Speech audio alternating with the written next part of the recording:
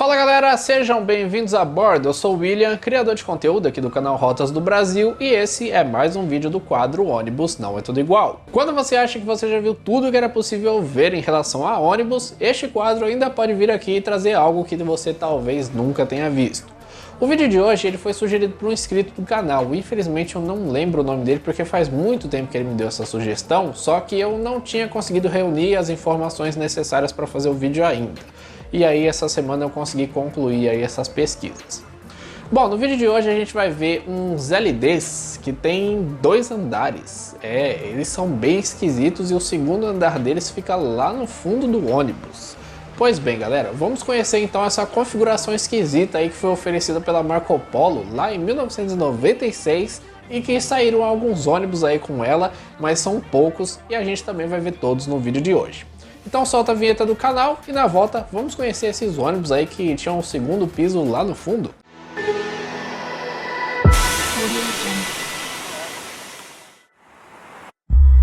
No quadro Ônibus Não É Tudo Igual de hoje, vamos falar sobre alguns raros Paradiso GV 1450 LD que foram fabricados com umas coisinhas a mais e tinham umas janelas numa posição bem esquisita na parte traseira, localizadas em um nível abaixo do salão de passageiros.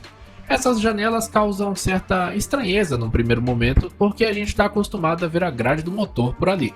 E se ali tem uma janela, onde fica o motor desse ônibus? Para permitir essas coisas a mais que esses LEDs tinham, o chassi escolhido para eles foi o B10M da Volvo.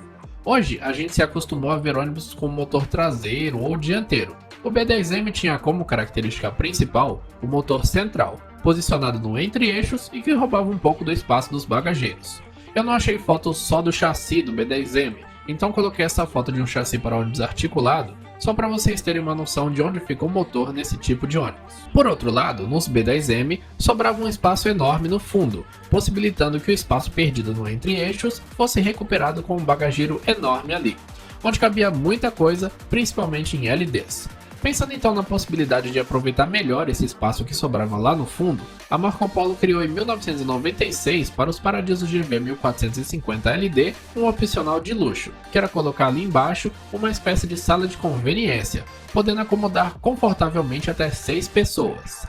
Nessa época, o turismo rodoviário vivia uma fase de mais glamour, de mais requinte, então a Marco Polo imaginou que essa configuração pudesse atrair empresas desse segmento, que poderiam oferecer nesse espaço um entretenimento a bordo sem perder muito espaço no salão de passageiros. Nesse salão inferior, havia sofá, mesinha onde você poderia jogar um baralho, um dominó, ou apenas se sentar e ficar jogando conversa fora enquanto apreciava a paisagem pelas janelas. Lá embaixo ainda havia frigobar, sistema de vídeo, televisor, som ambiente e reparem nos detalhes do acabamento. Tudo revestido em tecido com sofisticação. Como eu queria poder voltar no tempo para ter vivido tudo isso. Importante, nesse espaço em nível abaixo, a salinha ocupava só o lado direito, no lado esquerdo ficava o banheiro. O acesso era por meio de degraus no fundo do salão de passageiros. Eu localizei apenas 4 veículos com essa configuração, um fabricado em 1996, que eu acredito que tenha sido uma espécie de protótipo, e outros 3 fabricados em 1997. Existem fontes que confirmam que foram fabricadas 5 unidades. Eu até trazia a edição tentando achar a quinta, mas não encontrei e eu não tenho certeza se ela existiu realmente. Vamos então apresentar as unidades que eu encontrei.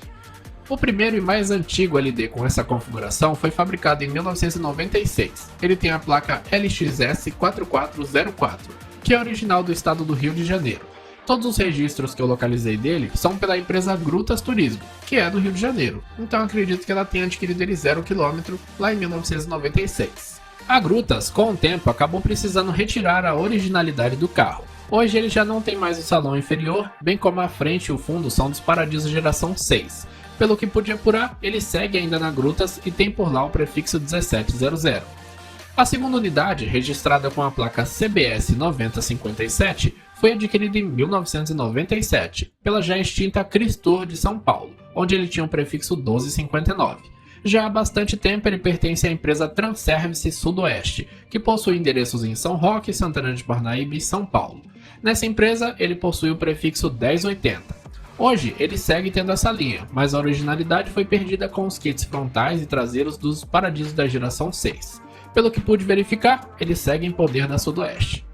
A terceira unidade, registrada com a placa CGS 8780, já rodou por mais empresas. A primeira que o adquiriu 0 km foi a já extinta Iparana, de São Paulo. Só tem uma foto dele desse período e não dá para saber qual prefixo ele teve por lá. A segunda proprietária dessa unidade foi a empresa Imamura Turismo, também de São Paulo. Por lá, ele teve o prefixo 2000. A passagem por essa empresa durou até 2012, e nesse período ele já começava a perder a originalidade. Provavelmente a escassez de peças tenha levado a empresa por um kit de G6 na traseira, enquanto a parte frontal seguia harmônica e original. A frente perdia a originalidade com a terceira proprietária, a empresa MLM Turismo, que existiu por pouco tempo e eu não sei de onde a empresa era. Por lá, a pintura e prefixo seguiram iguais. A quarta proprietária foi a empresa Assis Tour, de Florianópolis, em Santa Catarina. Adquirido pela empresa por volta de 2014, recebeu o prefixo 2000. Posteriormente foi reformado e ganhou uma nova identidade visual. Após a reforma, o salão inferior também foi perdido, sendo o espaço reaproveitado agora como bagageiros, e o prefixo foi alterado para 1000 depois da reforma. Os últimos registros dessa unidade são pela empresa Nat Tour, de Tubarão, em Santa Catarina. O prefixo 1000 acompanha o carro até os dias de hoje. A última unidade que eu encontrei foi adquirido 0 km pela empresa MC Tour, de São Paulo, em 1997, recebendo o emplacamento CBS 8129. Essa empresa era a típica operadora desse tipo de carro, focada em turismo de alto padrão. Hoje, a empresa já está extinta. Depois ele foi vendido para Floripa Tour, empresa ainda em atividade localizada em Florianópolis. Essa foto dele foi feita em 2008. Embora ali já tivesse perdido a originalidade, a salinha se mantinha intacta lá no fundo, servindo para entreter os passageiros a bordo. Eu estimo que a passagem por essa empresa tenha se encerrado em 2009.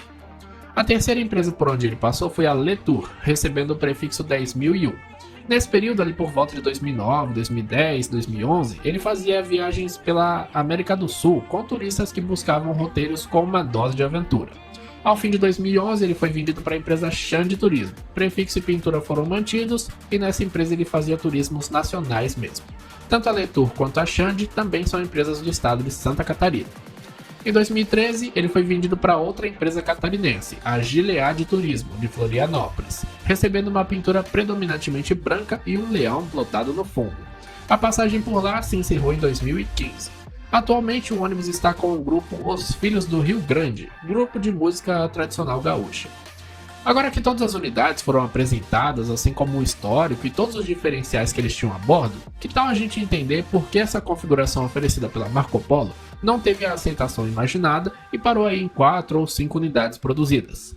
A maior dificuldade enfrentada era a seguinte: para essa salinha existir, o ônibus teria que ser encarroçado exclusivamente sobre o chassi B10M da Volvo. Durante boa parte do período em que o B10M esteve no mercado, ele tinha apenas 310 cavalos de potência, e já nos últimos anos em produção ganhou uma versão com 340 cavalos. Mas ainda assim essa faixa de potência era considerada baixa para receber uma carroceria pesada como a do Paradiso 1450 LD. Como resultado dessa relação ruim entre peso e potência, esses ônibus acabavam tendo desempenho fraco, principalmente em trechos de aclive. Para enfrentar uma subida de serra mais íngreme, eles sofriam demais. Outro ponto fraco dessa configuração era que, pelo fato do B10M ter uma distância maior entre o eixo traseiro e o fundo do ônibus, a parte traseira tinha menos estabilidade e balançava bastante com as imperfeições da pista, o que tornava mais difícil jogar um dominó, por exemplo, naquelas mesinhas. E por último, ainda que você quisesse apenas relaxar no sofá lá embaixo e apreciar a paisagem, é possível que você se incomodasse com a temperatura, porque o ar-condicionado, pelo que eu li, não era muito eficiente lá embaixo. Mas eu confesso que mesmo com tudo isso que eu encontrei sobre esses carros, se um dia eu tivesse a oportunidade de andar neles, eu ia querer passar a viagem toda nessa salinha.